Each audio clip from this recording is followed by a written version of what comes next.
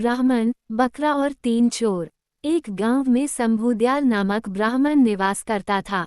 एक बार वह हवन आदि करने एक यजमान के घर गया। उस यजमान द्वारा हवन संपन्न हो जाने के उपरांत यजमान द्वारा उसे एक बकरा दिया गया। ब्राह्मण जब वहां से चलने को हुआ तो उसने बकरा अपने कंधे पर लाद लिया। बकरे को कंधे पर लादे ब्राह्मण चला जा रहा था।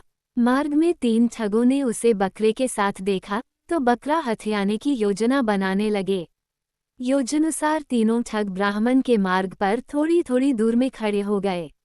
जब ब्राह्मण पहले ठग के पास से गुजरा तो वह ठग बोला, पंडित जी, ऐसा अनर्थ तो पहली बार देखा कि एक ब्राह्मण अपने कंधे पर कुत्ता लादे ले जा रहा है। ये बात सुनकर ब्राह्मण क्रुद्ध हो गया और बोला, दिखाई नहीं देता तुझे?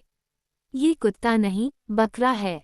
ठग बोला, पंडित जी, ये कुत्ता ही है। यदि आपको नहीं मानना है तो मत मानो, किंतु मानने या ना मानने से वास्तविकता बदल नहीं जाएगी।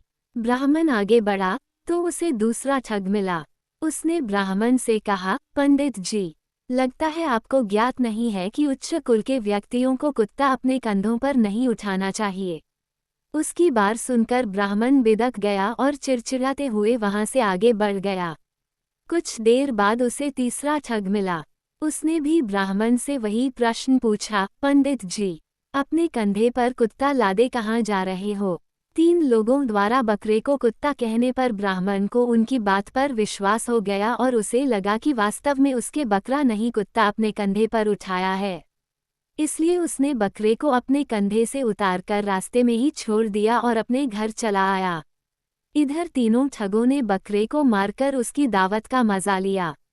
शिक्षा: एक झूठ यदि बार बार कहा जाए तो वह सच लगने लगता है।